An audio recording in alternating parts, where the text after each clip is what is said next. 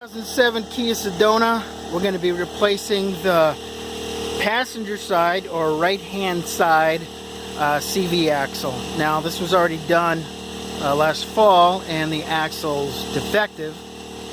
Just watch the next part of the video to see what I'm talking about. So we're going to go through how to replace that. I've been hearing some clunking when I start the engine and stuff, and been looking around for something loose, and I came across this right here. How's that look? Does that look good? That does not.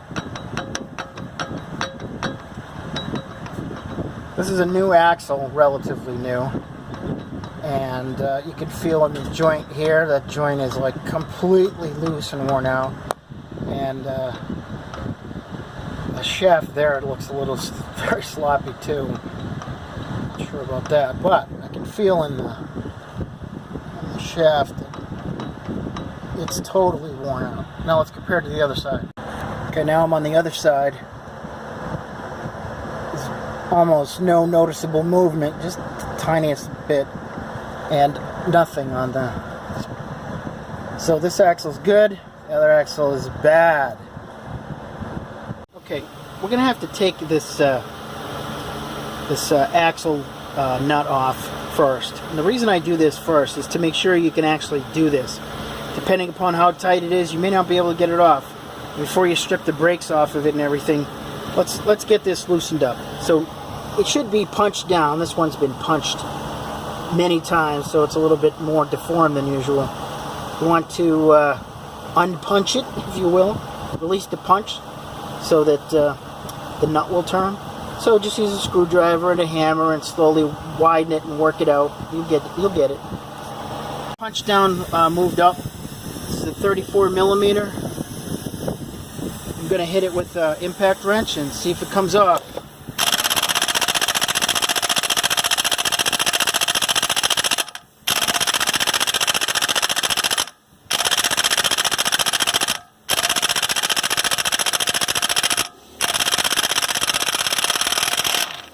And there it is! Yay! Next we'll take the brake caliper off. There's two bolts, 14 millimeter. One there. One there. Can't really see that. Alright, real easy to take the brake caliper off. Once those bolts are out, you can pretty much just pry the caliper and it'll start to separate from the pads. And one thing you don't want to do is you don't want to hang a brake caliper by gravity and just have it hanging on the brake line. So what we're going to do is we're going to use something like this right here, just a hook, and then just hook it to the strut, and then I'll take care of that. You can also use a coat hanger or some zip ties. Just make sure it's secure, because when you're under there, you don't want this thing falling off and hitting you in the face. It will knock out your teeth. Okay, so there's the brake caliper hanging there. The reason we take the brake caliper off is later on when we separate the ball joint and then extend the lower control arm, that brake line would restrict us from doing that. So we need the movement, we take that off. Now we move underneath. We need to separate this ball joint. Make sure I get that. So we've got a cotter pin on this ball joint, so we're going to remove the cotter pin and then hit that with a wrench and take that out of there. Okay, nuts off there, 17 millimeter nut. Tap it with a hammer if you need to. Maybe you need to hold it on both sides with on the other side with a wrench. But there, that's out of there. Okay. Next thing we got to do is we're going to remove the steering, the outer control arm there, the outer steering arm, which I now can't remember the name of it, because we need to be able to rotate the steering knuckle around. So we'll pull that out of there. Cases, when trying to remove the nut from the outer tie rod there, what you might find is that an impact wrench works better. Now, I'd recently removed these and I greased them up a little bit, so they turn easily, you know, with a regular socket. But if you find you can't turn it, or the ball joint part of the assembly is also turning in there, then you need high torque. Hit it with an impact wrench. So you know, separating the outer tie rod from the steering knuckle could be a pain. You know, there's all these pullers and everything. I found historically you don't need any of that. All you need to do is bang on the steering knuckle. Bang on the steering knuckle enough to cause vibrations that will free the tie rod from there. Alright? So that's what I'm going to do. I'm just going to hammer it till it separates itself. Don't bang on the bolt, the stud. You'll damage it forever. Popped out nice and easy. Again, I've recently done work on here, and I always grease this shaft before I put it back in. Makes it easy to take out later. So now we have movement here. This is good. We only need to separate the control arm from the ball joint. Now, it should come out by itself. You're going to need to put a little pressure on it. You can bang on the control arm to a degree. Don't bend it. It's not heavy steel. But you can just step on this thing and it eventually will just pop out. Just jump on it. To help get this apart, if you can't get it, is drive some thick screwdrivers into that gap and then hit it with a hammer and pry on it. And that split right there is what helps compress it around the joint, the stud. So prying on that will widen the gap and make it easier to get to, or easier to separate. So I literally, after prying on that and separating a little bit, I literally just stepped on the control arm and she popped right out. So that's good. Now we got to move this axle. So what we'll do is, this will swing in free air here. We're going to just separate it and push this guy through until they're apart from each other. That came apart real easy. Just pull on this, push on that, it's apart. Now, probably the hardest part on this is what to do next. Let's look. So, underneath the vehicle, we have the axle going into this carrier bearing.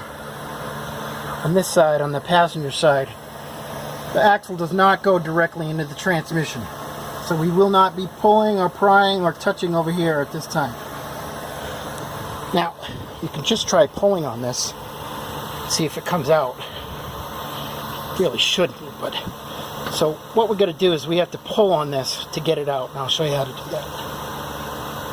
What I've done is I've wrapped a long piece of chain around the axle right there. It's very hard to pry underneath the vehicle right here. There's really no way to do it. So you wrap this chain around it, make it as tight as you can, pull the chain through out to the yard, and then we'll jam it. So you've got the chain out here. Now, probably going to have to pause to do this, but we're going to jam on this. I'm going to put my gloves on and pull on this, and it will put enough pressure on there to snap it out of there. It'll work. The only thing hold it in there is a locking ring. There's no bolts or anything that hold it in there. It will pop out. Alright, so I get this chain hooked up. I got 2 sets of gloves on. Now I don't have a slide hammer, which I really should have, but keep pulling on this. It's going to pop out of there. And I have to use a come along to get tension on that. And then I went underneath. I got a lot of tension on it, banged on it a few times, went underneath and put a pry bar and tapped it with a hammer, and it popped right out. But I tell you, what a pain in the ass this is. Woo! Make sure you have a slide hammer for this. It's all the way out. Now we got to go get a new one. Our new axle, the old one, was warranted by O'Reilly. I showed him the video of how bad this thing was jerking around, and they gave me a new one. Couple things you'll want to do: obviously inspect it. Should have this dust cap on it. You're going to want to put some grease in on this side to Make sure it slides on the shaft. Make sure it has a new nut, and that the splines are in good shape. Just flex it. You know, make sure it's good. Okay, now let's just put the thing in. So we're installing the shaft, and we get it started, and of course it's going to encounter that O-ring, that lock ring right there. So just verify that it's going to seat right. Get the splines. And then you're going to end up pretty much having to tap the axle. Hard to record, so I'll try.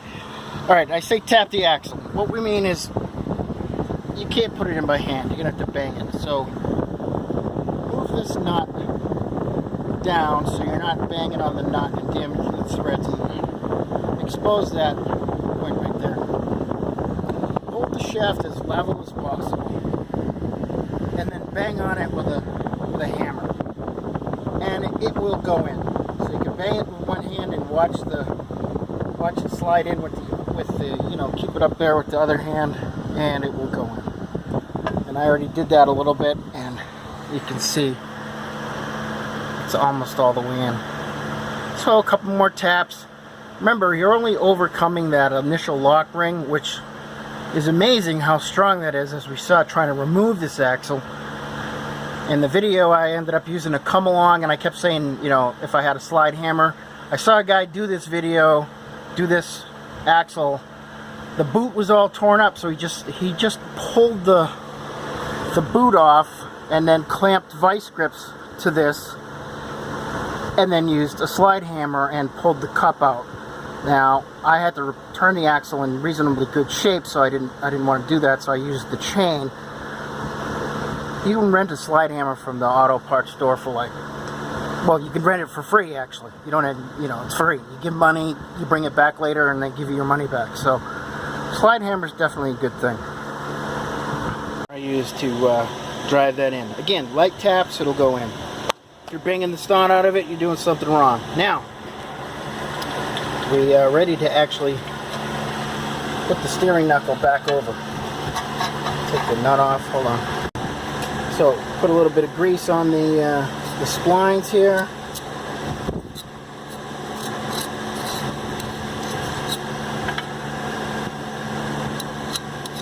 Put a little bit of grease for the nut. Again, this keeps it from rusting and making it harder. You know, years later, if you do this again, this will be easier. So, alright. Now, in theory, you just move this guy out of the way like that. Put this in place. You can't do it with one hand. And, you know, we'll stretch this out and put it over the shaft. Piece of cake. Okay, and then put the nut on a little bit. Don't thread it all the way down or tighten it, because you still need to move things around. Like, you need to get it back on the ball joint. I'm going to put a little grease on the ball joint, and then I'm going to step on the control arm to lower it. I'm going to drop the strut steering knuckle right onto that ball joint. Let the control arm go, and it will go right into place. Piece of cake. Alright, so, you know, there it is. What I'm going to do next, I got the ball joint in there. I'm going to put the ball joint lock bolt in there, and I'm going to tighten this down to spec. And then I'm going to go inspect the play on this new shaft and just verify everything's good to go before I put the rest of it together. Not that there's much left to do. The shaft is in. Got it hit with a torque wrench to tighten it down. I'm pulling on it, and there's no play here at all. There's a tiny bit of play. Let me move. There's a tiny bit of play right up there, but not like before. At least it doesn't seem to be like before. But this right here is significantly different. Yeah, you know, so maybe the end play there is okay, but this, no doubt, we've solved this. Huge improvement. Outer tie rod, make sure you put that in. Put a new cotter pin in. Make sure you tighten everything down. Gotta put the brakes back in. You know, in case you don't know, when you have the brake caliper off, those pistons right there, if you were to press the brake pedal, Since there's no pads and rotor in the way, those pistons would pop out and you'd have to rebuild the brake caliper. So don't let anyone step on the brake pedal if you have the caliper off, just in case you didn't know that. Okay, that's it. Wondering what all the background noise has been in this? It's the fan. It's very hot and muggy out here. Alright, I have the brake back on. I was visually inspecting everything and realized I missed something. Can you see what I missed?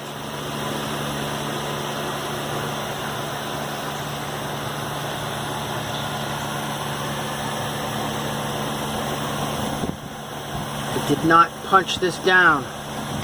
Very important. So I'm going to use a big screwdriver and a hammer and bend that down so that that bolt, that nut cannot turn. That's it. That's all you got to do.